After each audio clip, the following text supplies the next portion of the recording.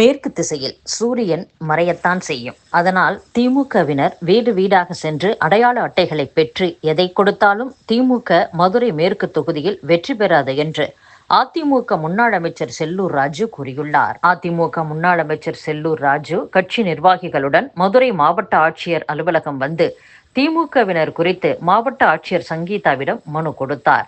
பின்னர் செய்தியாளர்களை சந்தித்த அவர், மதுரை மேற்கு தொகுதி முழுவதும் திமுகவினர் வீடு வீடாக அரசு அலுவலர்களைப் போல சென்று ரேஷன் கார்டு, ஆதார் அட்டை, அலைபேசி எண்ணை கேட்டு பெறுகின்றனர். அரசு நலத்திட்ட உதவிகளை கிடைக்கச் செய்வோம் என்று தெரிவிக்கின்றனர். தர மறுத்தால் அரசு உதவி எதுவும் உங்களுக்கு கிடைக்காது என தெரிவித்துள்ளனர். சாதாரண மக்களிடம் இதுபோல சென்று விவரங்களை கேட்பது தவறு.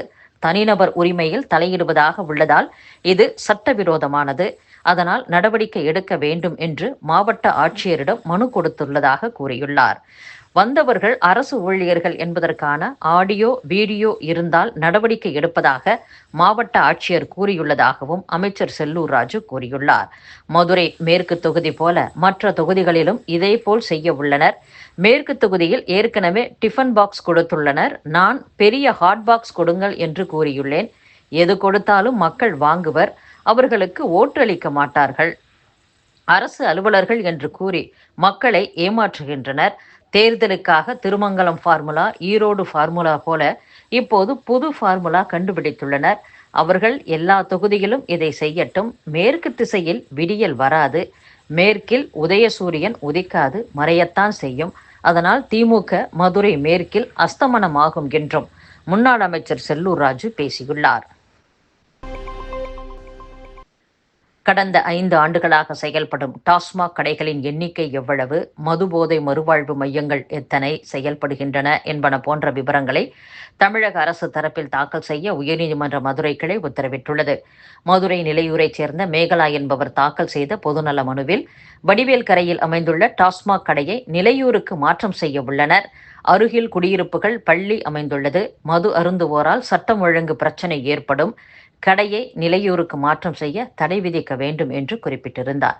இதனை விசாரித்த நீதிபதிகள் SM Subramaniam, AT Maria Glade அமர்வு ஆண்டுதோறும் 500 டாஸ்மாக் கடைகள் மூடப்படும் என அரசு தெரிவித்தது. குறிப்பிட்ட பகுதியில் மது விற்பனை குறைந்ததும் வேறு இடத்திற்கு டாஸ்மாக் கடை மாற்றம் செய்யப்படுகிறது. மக்கள் நல அரசு என்பது வெறும் வார்த்தை அளவில் மட்டும்தானா?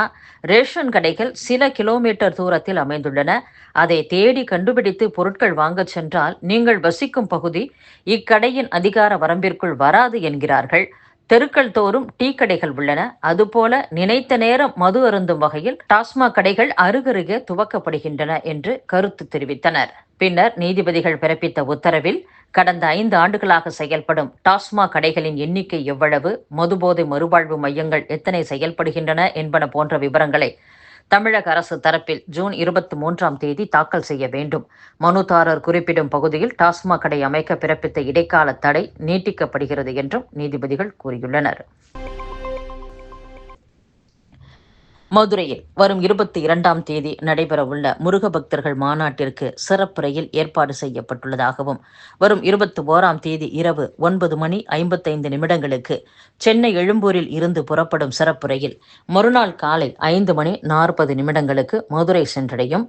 அங்கிருந்து புறப்பட்டு காலை 8:45 திருநெல்வேலி செல்லும்.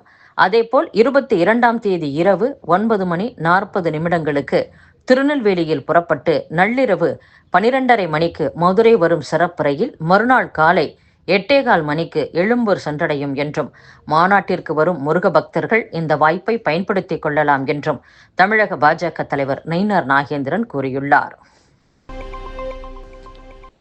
HIV தொற்றால் பாதிக்கப்பட்ட குழந்தைகளுக்கு மாதம் தோறும் 1000 ரூபாய் உதவித்தொகை வழங்கப்படும் என்று சட்டசபையில் அறிவிக்கப்பட்டது.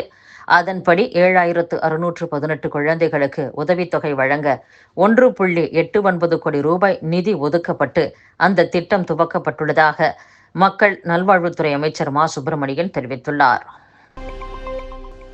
மத்திய அரசு ஜப்பானின் ஜேகா கூட்டுறவு முகமை நிதியின் கீழ் மதுரை தோப்பூரில் கட்டப்பட்டு வரும் மதுரை எய்ம்ஸ் மருத்துவமனை வளாகத்திற்கான வகுப்பறை கட்டடம், விடுதி கட்டட முதற்கட்ட பணிகள் திட்டமிட்டபடி 2026 ஜனவரியில் முடிவடையும் என்று எய்ம்ஸ் நிர்வாகம் எக்ஸ் தளத்தில் அறிக்கை வெளியிட்டுள்ளது.